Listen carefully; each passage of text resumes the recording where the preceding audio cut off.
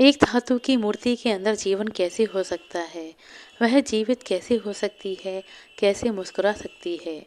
कैसे दूध पी सकती है और कैसे भोग लगा सकती है? अगर इस तरह के एक प्रश्न आपके भी दिमाग में आते हैं, तो यह प्रसंग बड़े ध्यान से सुनिए। दिल्ली में रहने वाली एक महिला के 2 बच्चे थे। वह अक्सर ही वृंदावन आती-जाती रहती थी।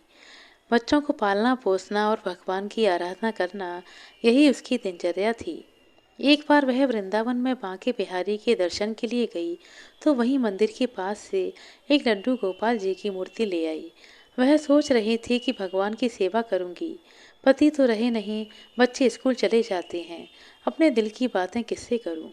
वह लड्डू गोपाल की मूर्ति लेकर दिल्ली वापस आ गई और बड़े दिल से उनकी सेवा करने लगी। धीरे धीरे वक्त बीतने लगा, बच्चे बड़े हो गए, बच्चों की शादी हो गई। वह निरंतर लड्डू गोपाल की सेवा करती रही, भोग लगाती रही।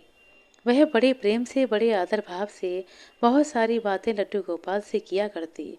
वह उन्हें सारे भाव बताती थी, सारी दिनचर्या बताती थी। अब बच्चों का विवाह हो गया, वह अपनी अपनी पत्नी के साथ अपने काम में व्यस्त हो गए, गृहस्थी में व्यस्त हो गए। वह महिला बुजुर्ग हो गई थी, उसकी उम्र बढ़ने लगी थी।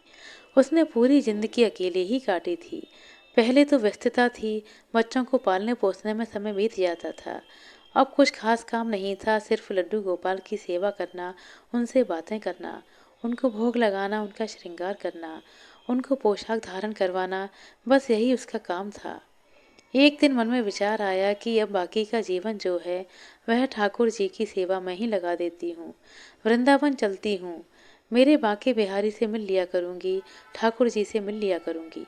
ब्रजवासियों के बीच में रहूंगी तो हर समय आनंद में रहूंगी, भक्ति में रहूंगी। उसने अपना यह फैसला अपने बच्चों को बताया। वह अपने लड्डू गोपाल के साथ वृंदावन चली गई। वह अब लड्डू गोपाल की सेवा करती, भोग लगाती, दिन भर कीर्तन में रहती, मंदिरों में जाती और सत्संग किया करती। अब यही उसकी दिनचर्या थी। सारा दिन कृष्ण भक्ति में लीन रहती थी। उसकी उम्र बढ़ती जा रही थी, दिखना थोड़ा सा कम हो गया था। 70 साल की उम्र हो गई थी। एक दिन लड्डू गोपाल को स्नान करवा कर पोशाक धारण करवा ही रही थी कि वह हाथ से छूट गए। हाथ से छूट गए तो नीचे गिर पड़े। गिर गए तो उनकी बाँह टूट गई। बाँह टूट गई तो जैसे उस महिला की सांसें रुक गईं। इधर लड्डू गोपाल की बाँह टूट गई, उधर उसकी सांसें रुक गईं। सन्न रह गई कि यह क्या हुआ, यह गलती कैसे हुई, मेरे हाथों से कैसे छूटे लड्डू गोपाल। बाँह टूट गई मेरे लड्डू गोपाल की। वह जोर जोर से रोने लगी। कुछ भी समझ में नहीं आ रहा था कि अब क्या करूं, क्या ना करूं। वह लड्डू गोपाल को अपनी गोद में लेकर अपनी चौखट पर बैठ गई। वह बार बार उन्हें सहला रही थी, बार बार माफ़ी मांग रही थी। उसे रोता हुआ देखकर एक तो ब्रजवासी आए और पूछने लगे, मैया क्या हुआ, क्यों रो रही हो। पड़ोसी आए तो पड़ोसियों को बोली कि आज मैं अपने लड्डू गोपाल को पोशाक धारण करवा रही थी कि वह मेरे हाथों से छूट गए और उनकी बाँह टूट गई। मुझसे बहुत बड़ा पाप हो गया, बहुत बड़ी गलती हो गई। मेरे लड्डू गोपाल की बाँह कैसे ठीक होगी। यहाँ कोई अस्पताल हो तो मुझे ले चलो। तो ब्रजवासियों ने समझाया कि मैया कोई बात नहीं, तुम्हारे लड्डू गोपाल भी तो बहुत नटखट हैं, लीलाएं करते रहते हैं, उछल कूद मचा रहे थे, नीचे गिर गए तो हाथ टूट गया। कोई बात नहीं, इसमें इतना चिंता करने की। घबराओ मत, रो मत, परेशान मत हो। महिला ने कहा, नहीं बेटा, अस्पताल लेकर चलो, मुझे हाथ ठीक करवाना है, मुझे बच्चों के अस्पताल लेकर चलो। तो ब्रजवासी ने कहा, लेकिन ये तो धातु की मूर्ति है, इसका अस्पताल में क्या होगा। अब यह खंडित हो गई है, इसका विसर्जन कर दो, हम आपको दूसरे लड्डू गोपाल लाकर दे देंगे। तो महिला ने कहा, नहीं, मैं मेरे लड्डू गोपाल को कहीं छोड़कर नहीं आऊंगी, मैं इनको ठीक करवाऊंगी। अब मैया का भाव ब्रजवासी देख रहे थे, सारे पड़ोसी देख रहे थे। उनकी समझ में नहीं आ रहा था कि इन्हें कैसे समझाया जाए। तो उनमें से एक महिला ने कहा, कोई बात नहीं, बच्चे की हड्डी है, जुड़ जाएगी, आप परेशान ना हो। महीना भर लगता है, बच्चों की हड्डी अपने आप जुड़ जाती है। उन लोगों ने सोचा कि महीने भर तक तो शांत करवाया जाए इन्हें, फिर धीरे धीरे आदत पड़ जाएगी। तो उस वृद्ध महिला ने कहा, अच्छा, महीने भर में जुड़ जाएगी। हाँ, बच्चे की हड्डी तो वैसे भी जल्दी जुड़ जाती है। बच्चा तो खेलता रहता है, गिरता पड़ता रहता है, हड्डी टूट जाती हैं तो अपने आप जुड़ जाती हैं। यह सुनकर वह वृद्ध महिला बोली, तो ठीक है, मैं लेप लगा देती हूँ। मेरे लड्डू गोपाल की बाँह जुड़ जाएगी।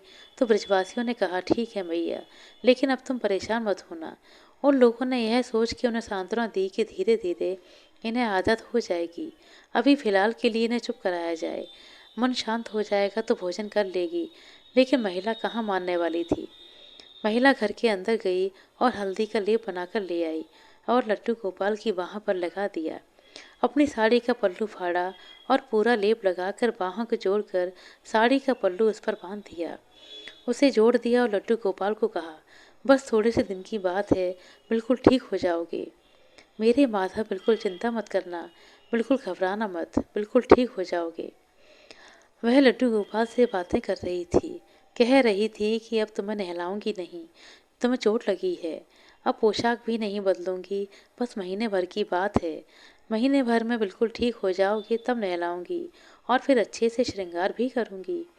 वह रोज लड्डू गोपाल को भोग लगाती पर नहलाती नहीं, पोशाक भी नहीं धारण करवाती, भोग लगाती, ढेर सारी बातें करती, मन बहलाती, खेलती, कुछ ना कुछ करके दिखाती ताकि लड्डू गोपाल खुश रहें, उन्हें दर्द ना हो।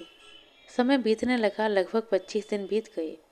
25वां दिन था। उस दिन उस बुजुर्ग महिला के बेटे ने सोचा कि चलो वृंदावन हो आते हैं, माँ से मिल आते हैं, माँ से मिल आएंगे और बांके बिहारी जी के दर्शन भी कराएंगे। बेटा अपनी पत्नी के साथ वृंदावन आ गया। इधर माँ जो है वह बीमार हो गई थी, तबीयत खराब हो गई थी, 2 दिन से तबीयत खराब थी, चारपाई पर लेटी हुई थी। बेटे ने माँ को जब इस हालत में देखा तो बेटे ने पूछा, माँ यह क्या हुआ। माँ बेटी की आवाज़ सुनकर बड़ी प्रसन्न हुई, बहू को देखकर खुश हो गई, बोली, अरे बेटा कुछ नहीं, मौसम बदल रहा है ना, थोड़ा सा बुखार है। अच्छा हुआ तुम लोग आ गए। बहू ने कहा, माँ बहुत दिन हो गए थे तुमसे मिले, तुम्हें देखे हुए, इसलिए बहुत मन कर रहा था तुमसे मिलने का और ठाकुर जी के दर्शन करने का। तो महिला ने अपनी बहू से कहा, बेटा एक काम कर दे, सुबह से मैंने लड्डू गोपाल को भोग भी नहीं लगाया, शरीर में हिम्मत नहीं है, शरीर टूटा हुआ है। तू वहाँ से दाल चावल लेकर जल्दी से बना दे और लड्डू गोपाल को भोग लगा दे। बहू ने कहा, ठीक है माँ, मैं अभी भोग लगा देती हूँ। बहू ने दाल चावल बनाए और लड्डू गोपाल को भोग लगाने लगी। भोग लगाते समय जब बहू ने लड्डू गोपाल की हालत देखी तो महिला को आवाज़ दी, माँ यह क्या हालत बना रखी है लड्डू गोपाल की। लगता है काफ़ी दिनों से स्नान नहीं करवाया है और पोशाक भी नहीं बदली है। और यह क्या, पट्टी क्यों बांध रखी है, कैसी हालत हो गई है लड्डू गोपाल जी की। आप तो इतने अच्छे से सेवा करती हो, फिर ये क्या हुआ। तो महिला ने बताया, बेटा पोशाक धारण करवा रही थी तब बाँह टूट गई थी, इसीलिए पट्टी बांध रखी है। पता चला है कि महीने भर में बच्चे की हड्डी जुड़ जाती है, तो महीने भर में हड्डी जुड़ जाएगी तब नहला दूंगी, इसीलिए नहीं नहला रही। अब महीना पूरा हो जाएगा तो नहला कर श्रृंगार कर दूंगी। यह बातें बहू को समझ में नहीं आई। बहू को लगा कि माँ जो है उसे कैसे समझाऊं कि यह तो धातु की मूर्ति है, साक्षात थोड़ी ना है, जीवांत थोड़ी ना है। यह तो भाव है अपने मन का, हम उन्हें भोग लगाते हैं, भोजन करवाते हैं, वो थोड़े ही ना यहाँ पर हैं, मूर्ति ही तो है, कैसे जुड़ जाएगी भला। यह सोचकर बहू ने भोग बनाया और उसके बाद भोग लगाया। उसने माँ को भोजन दिया तो माँ कहने लगी, बेटा महीना पूरा होने वाला है, मेरे लड्डू गोपाल की बाँह जुड़ जाएगी, तब नहलाकर अच्छे से श्रृंगार कर दूंगी। लड्डू गोपाल को बहुत दिन हो गए नहलाए बिना। बहू को माँ के चेहरे पर एक अटूट विश्वास दिखाई दे रहा था। उनका प्रेम समझ में आ रहा था कि कितना अद्भुत, कितना निस्वार्थ सच्चा प्रेम है, कितना सरल भाव है कि वह सोचती है कि धातु की मूर्ति की बाँह है, वह टूट गई है और अपने आप जुड़ जाएगी। पर बहू के अंदर यह विश्वास नहीं था। जब बहू दोबारा से शाम को भोग लगाने गई तो उसके मन में एक प्रश्न उठा कि माँ की इतनी आस्था है, इतना विश्वास है, क्या सच में ठीक हो सकता है, क्या सच में वहाँ जुड़ जाएगी, ऐसा संभव है क्या। यह सोचकर माँ को आवाज़ दी और माँ से पूछा, माँ कितने दिन हो गए हैं लड्डू गोपाल की बाहों को टूटे हुए और ये पट्टी बांधे हुए। तो माँ ने आवाज़ देकर बताया, बेटा 25 दिन पूरे हो गए हैं आज। तो बहू को लगा कि 25 दिन हो गए हैं, यदि जुड़नी होगी तो कुछ तो जुड़ी गई होगी और नहीं जुड़ी होगी तो ऐसे ही पट्टी बांध दूंगी, पट्टी खोल कर देखती हूँ। ऐसा सोचकर बहू ने धीरे से लड्डू गोपाल की पट्टी खोलना शुरू कर दी और जैसे ही पट्टी पूरी खुली तो क्या देखती है कि बाह तो जुड़ी हुई है। यह बाजू तो दूसरी बाजू की तरह बिल्कुल ठीक ठाक लग रही है। इसमें तो कोई समस्या नहीं, कोई दिक्कत नहीं है, कहीं से भी नहीं टूटी। बहू ने लड्डू गोपाल को उठाया और अपनी माँ के पास ले गई और जाकर कहा, मैया ये देखो, लड्डू गोपाल की बाह तो बिल्कुल ठीक है। आप कह रही थी कि टूटी हुई है, कहाँ टूटी हुई है। बुजुर्ग महिला ने जब लड्डू गोपाल को देखा तो उसकी आंखों से अश्रु बहने लगे। उसने लड्डू गोपाल को अपने गले से लगा लिया और जोर जोर से रोने लगी और कहा, देखा, मैं ना कहती थी महीने भर में बिल्कुल ठीक हो जाएगा। 25 ही दिन हुए, बिल्कुल ठीक हो गया मेरा लड्डू गोपाल। वह लड्डू गोपाल को प्यार करने लगी, बोली, मेरे माधव, अब मैं तेरा श्रृंगार करूंगी, तुझे नई पोशाक पहनाऊंगी, तेरा ध्यान रखूंगी और कभी नहीं गिरने दूंगी। अब तुझे नहलाऊंगी। मुझे पता था तू बिल्कुल ठीक हो जाएगा, तू ठीक हो गया। महिला के इस स्नेह और इस प्रेम को बहू बेटा देख रहे थे। उन्होंने इतनी सहजता, इतनी सरलता कभी नहीं देखी थी। इतना अटूट विश्वास, ऐसा प्रेम कभी नहीं देखा था। बहू और बेटा इस प्रेम को देखकर, इस आस्था को देखकर, इस विश्वास को देखकर विस्मित हो गए। दोस्तों, यह आस्था का विषय है, विश्वास का विषय है। आपके घर में जितनी भी मूर्तियां हैं वो सिर्फ मूर्तियां ही नहीं हैं। शास्त्र कहते हैं कि यदि आप 3 दिनों तक उनकी पूजा कर लेते हैं, उनसे बातें कर लेते हैं तो वह जीवंत हो जाती हैं, वह साक्षात हो जाती हैं। तो यदि आपके पास लड्डू गोपाल हैं, आपके मंदिर में उनकी मूर्ति है, तो उसे मूर्ति ना समझें। वह जीवंत हैं, साक्षात हैं। वह आपकी बातों को सुन सकते हैं, आपके भाव सुनते हैं, आपके भावों को समझते हैं। आपके विश्वास से उनके प्राण जागृत हो जाते हैं और उनकी प्राण प्रतिष्ठा हो जाती है।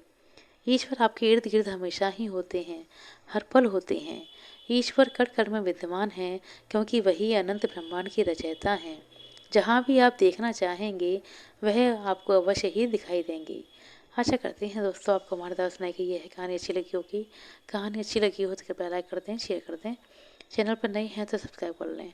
अपना कीमती समय देने के लिए बहुत बहुत धन्यवाद। मिलते हैं अगले वीडियो में, तब तक के लिए नमस्कार।